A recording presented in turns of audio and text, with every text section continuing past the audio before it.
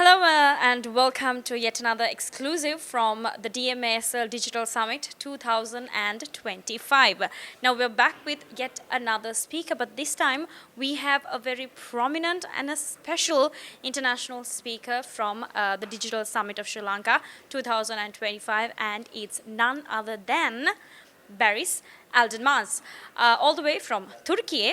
Now, Baris, if I'm to give a little introduction to Baris, he is head of business for TikTok ByteDance, head of global business actually for TikTok and ByteDance of Turkey and the Central and Southern Asia as well. So I'll leave it to Baris to introduce himself a little bit.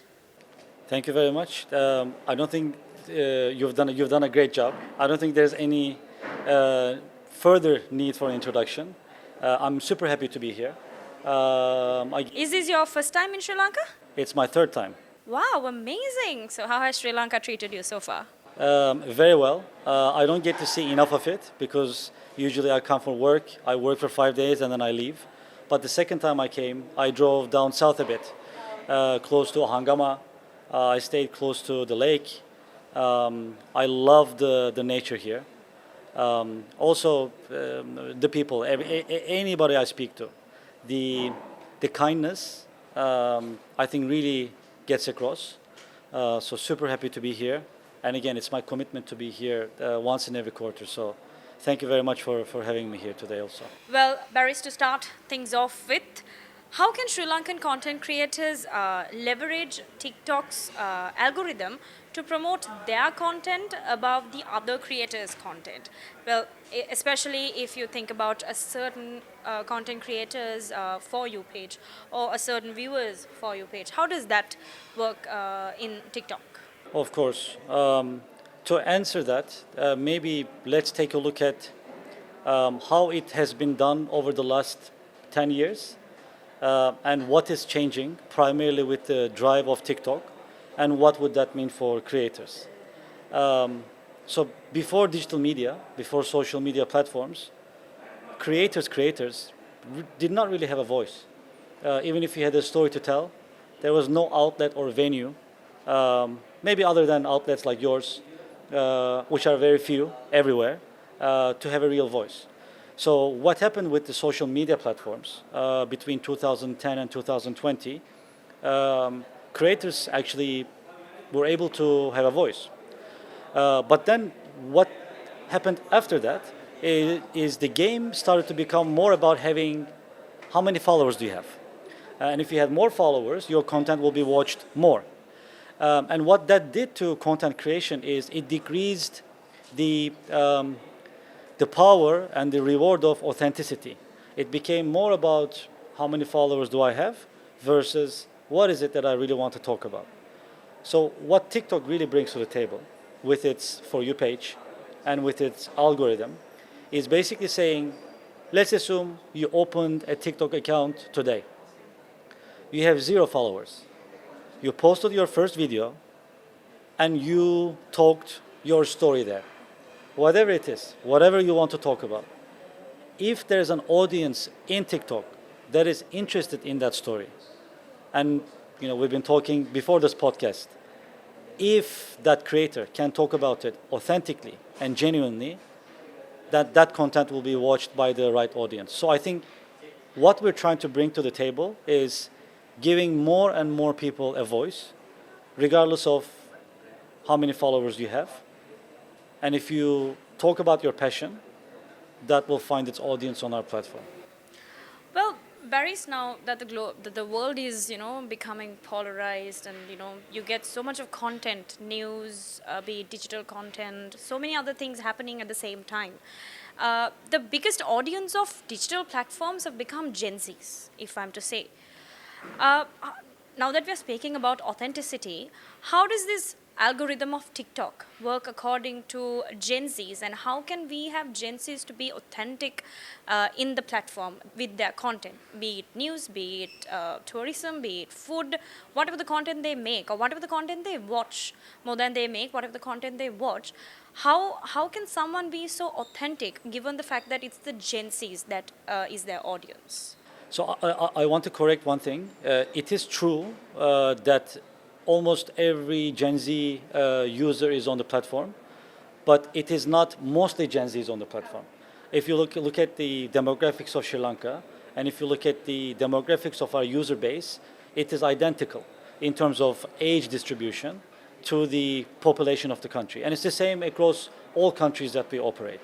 But usually with new platforms, the early adapters will be Gen Z or the new younger generation.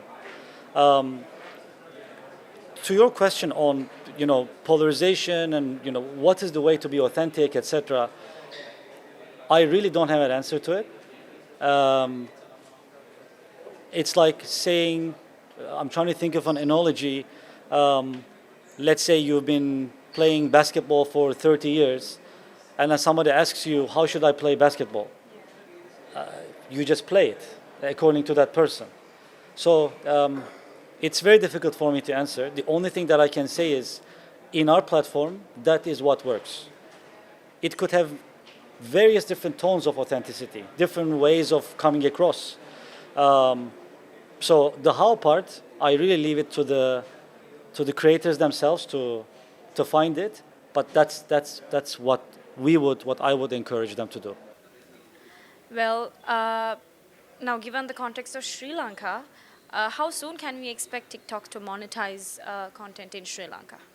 So in terms of brand advertisers, monetization have started. Part of the reason that we are here today and will be here more often to support Sri Lankan advertisers, brands, to adapt the same voice to advertise, promote their products and services, not only to the audience in Sri Lanka, obviously that's the first priority, but also broadcast the stuff that's happening here, the products and services, out of Sri Lanka through the discovery element of our platform. The way that creators can monetize is currently we have monetization through our live product, but also part of what I have been trying to do after my presentation today and in my previous 2 visits is to speak with the brands to try to convince them to partner with the creators and support them to promote their stories on the platform. Because have you already had any conversations with these brands? Many. And the brands are really looking forward to it. Because if you go back to the conversation of authenticity, it might take some time for a brand to adapt to it. Obviously, we will support them. But if you're a creator who has been already on the platform, have already been creating content over the last 2 years, let's say you're a sports content creator, it is a lot easier for a sports brand to work directly with you, communicate their message to that creator, for then that creator to communicate it to their audience. I think that's going to be the first step of authenticity here. And we're doing everything that we can to encourage brands to connect with the creators. Well, TikTok Sri Lanka, so many hopes are alive. Expect a lot of surprises. And before we wrap up this fireside chat, Barrys, I'd like to ask you to give one word about the DMASL Digital Summit Sri Lanka 2025, your experience here. Inspiration. Amazing. And that wraps up our exclusive Insight Corner fireside chat with Barrys Aldenmaz, Head of Business of TikTok ByteDance for Turkey and Central and Southern Asia. Thank you so much, Barrys, for giving us this time.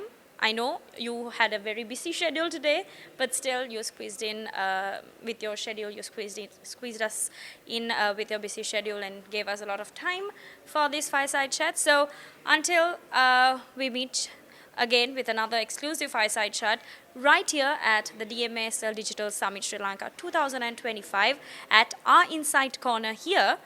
Signing off for now. Stay tuned for more of the very latest.